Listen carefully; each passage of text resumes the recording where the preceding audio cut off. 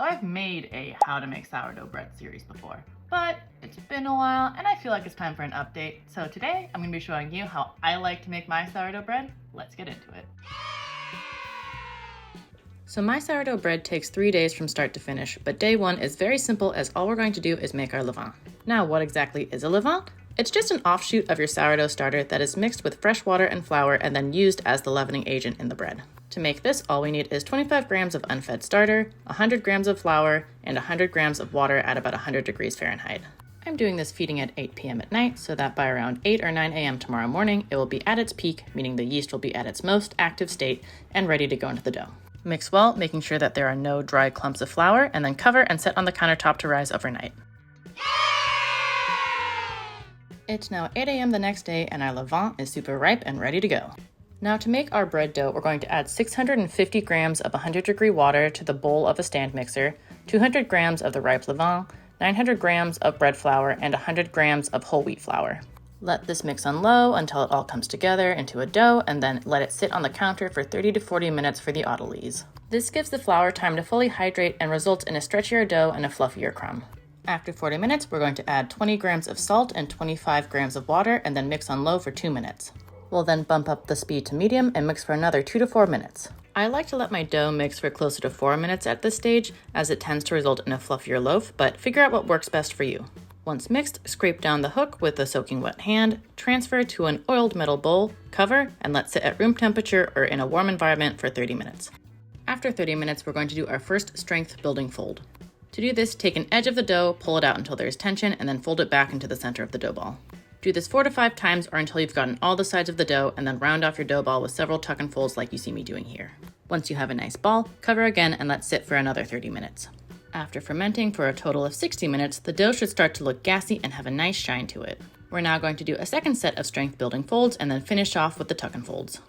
Basically what we're doing here with all of the folding is aligning the gluten structures that have been forming so that they create a network that will support the dough as it rises and result in a light and airy interior for our bread. When you're satisfied with your dough, shape into a ball, cover again, and let rise for 2 to 3 hours. After 3 hours, the dough will have grown about 50% and be quite buoyant. Turn it out onto a lightly floured surface and then divide into 2 equal pieces. I highly recommend using a kitchen scale for this to make sure you get 2 even loaves of bread in the end.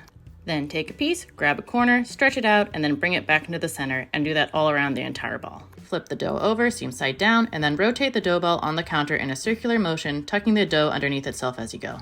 This helps to create tension in the dough so it's able to hold itself up as it rises. Repeat with the second piece, cover both with the towel, and let sit for 20 minutes. After 20 minutes, flip both dough balls over and move one to the side. To shape this dough, stretch out the top edge, the 2 sides, and the bottom edge, bringing them all back into the center of the dough. Do a quick baker's roll and then roll the dough into a log, tucking it in tightly as you go. Seal off the seam with a bench scraper and then drop it in a floured Banneton basket. I'd recommend using rice flour for the Banneton baskets as it does not contain gluten and will prevent the dough from sticking.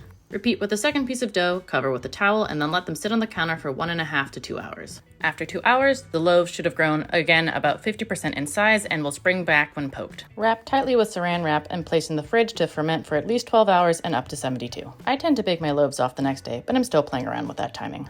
Anyway, we'll see these babies tomorrow. It's the next day and it's time to bake some bread. First off, preheat your oven and Dutch oven to 500 degrees. Then turn out your cold dough onto a piece of parchment paper sprinkled with semolina flour. Slash the dough at least once with a bread lamb and then transfer very carefully into the very hot Dutch oven. Spray several times with water to get the steam going and then cover with a lid. Then lower the oven temperature slightly to 485 degrees and bake for 18 minutes. After 18 minutes, remove the lid and then bake at 465 degrees for 25 to 30 minutes or until a dark golden brown. Remove from the Dutch oven and let cool in a rack for at least an hour before you cut into it. Let the oven and Dutch oven come back up to 500 degrees before baking off the second loaf using the same method. Now a few notes. You can just drop your loaf directly into the Dutch oven. I'm just more comfortable using the parchment paper and I find it easier to slash with the bread lamb this way. Also, get a spray bottle. They're only a couple of bucks and have made a huge difference in the quality of my crust. Lastly, if your loaf is looking a little light in color, remove it from the Dutch oven and let it bake on one of the oven racks for the last 5 minutes to make sure you really get a nice deep golden brown color all around. Anyway, look how pretty these turned out. Let's give these babies a taste. So these turned out pretty nice. I love the smell of fresh sourdough. There's really nothing better. So let's cut into these.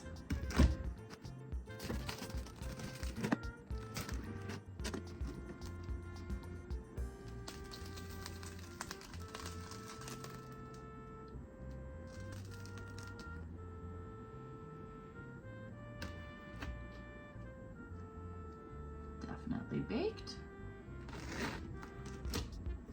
Just because you didn't do it on the other one. Sounds pretty hollow. And just for funsies,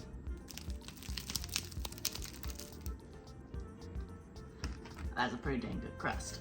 Let's get ourselves a slice. Cheers.